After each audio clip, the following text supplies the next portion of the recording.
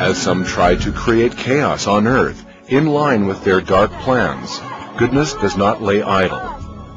Somewhere in the distance, a bright-faced youth greets someone he does not know with a most sincere smile. These relationships, which begin with words of goodness, soon turn into friendships. As people get to know each other more in time, they realize that such people as these cannot hurt any being on earth, let alone a human. Icicles of prejudice that are formed by hearsay, accusations, and lack of information melt away in the warm atmosphere of dialogue and come down to earth as drops of divine mercy.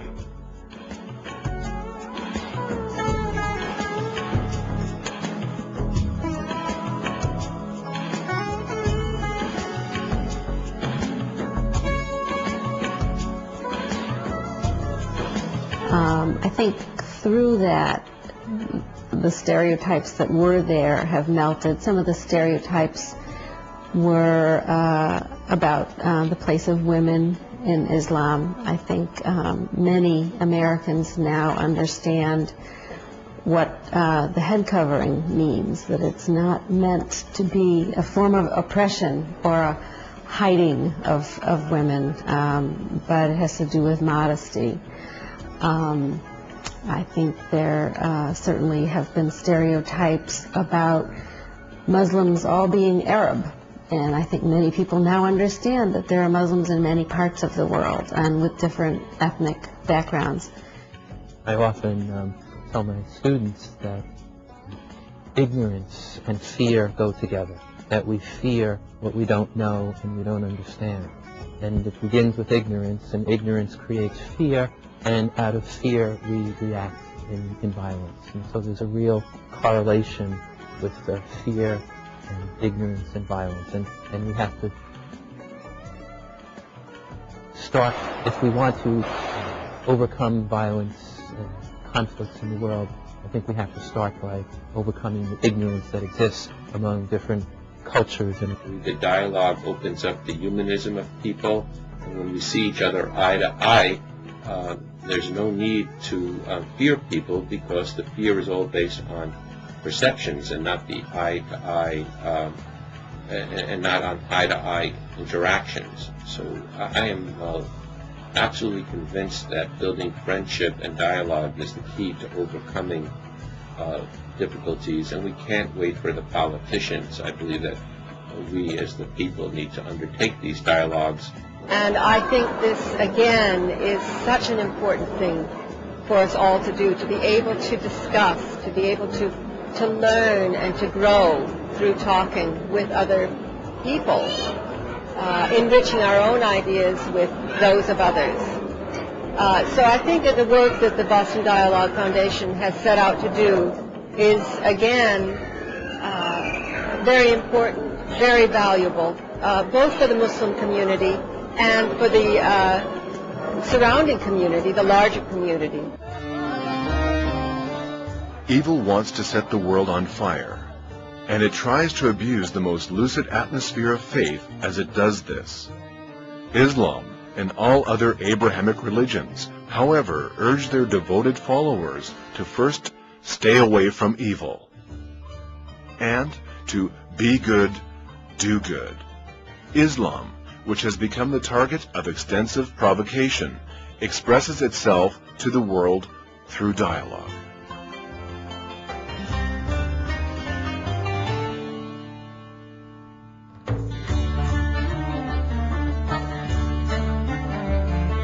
And I think with a lot of news out there about clashes, ethnic and religious clashes around the globe, there has been some stereotyping about Muslims as terrorists or confrontational.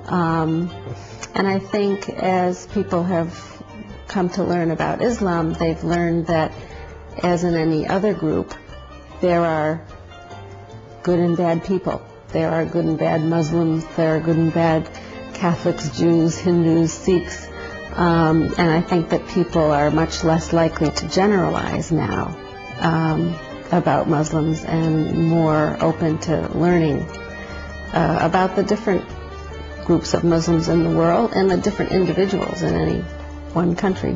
When I grew up, I don't think I ever heard anything about Islam. And of course, because of the events of the last few years, much of what people here have learned about Muslims, about Islam, and their impression, much of it has been negative because of what we see on the news.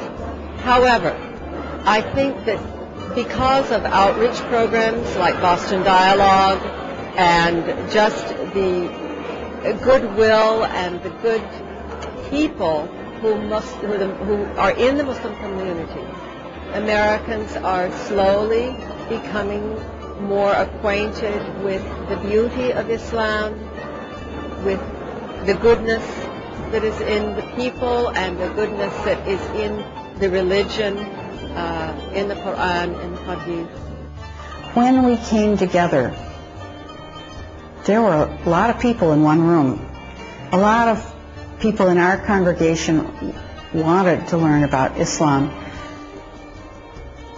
partly because they were a little afraid of what had happened, and partly because they realized that they have to get acquainted. They have to understand Islam, that it's important to understand a religion that many of us grew up without any understanding of at all.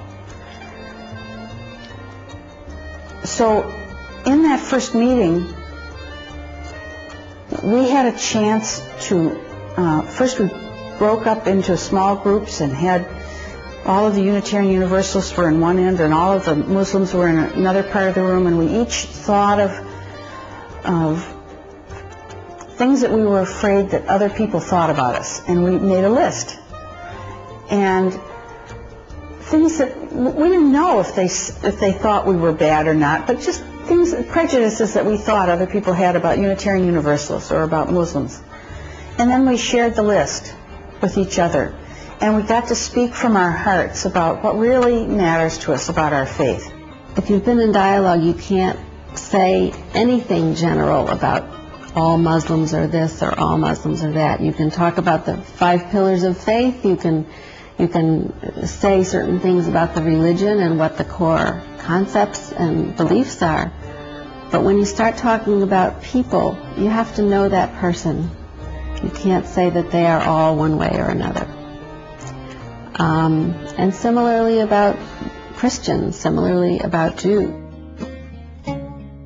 Those lucky ones who are blessed with dialogue try to see the events from a different angle.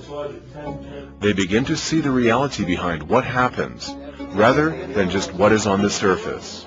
After a while, generalized accusations are replaced by seeing the truth, comprehending the events, and embracing friends. New doors are opened in people's lives beyond which there is a powerful source of light. When I first learned about Islam, it was when my son at age 12 decided to become a Muslim. I had an idea about traditional dress and what a Muslim at prayer looked like. But I really knew very little. I knew about the head covering, for example, and I think probably made some assumptions about the status of women, about women being more submissive to men. I now know that the way Muslim women and Muslim men relate can be quite varied, just as in any other group, and who know how to do the dishes. So I've certainly had some stereotypes melted just through the process of the dialogue group that we've had.